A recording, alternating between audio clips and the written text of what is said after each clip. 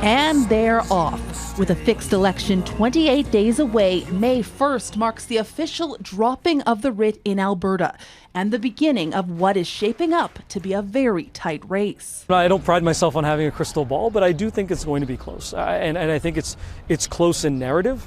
You have two parties that are making a very different case for Alberta.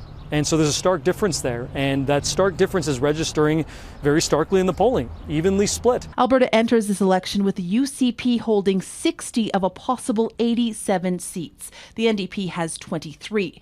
If the NDP hopes to form government, it will need to pick up 21 additional ridings. And while they may be able to gain ground in a couple of smaller centres like Lethbridge and Banff, most of the races to watch will be in Calgary. That's 26 ridings that will likely see the heaviest campaigning leading up to Election Day. But across the city, voter concerns vary widely. Take, for instance, the city's northeast, a culturally diverse area that has been through a lot the last 4 years.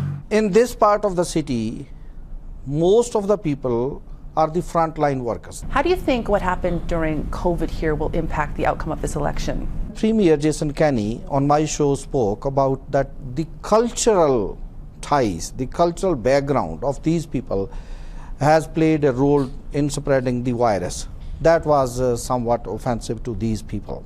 People still feel offended, and this is one of the issues. They haven't forgotten it. Both parties kicked off their campaigns in Calgary, making promises, but getting those jabs in too. Well, Rachel Notley and the NDP were in government.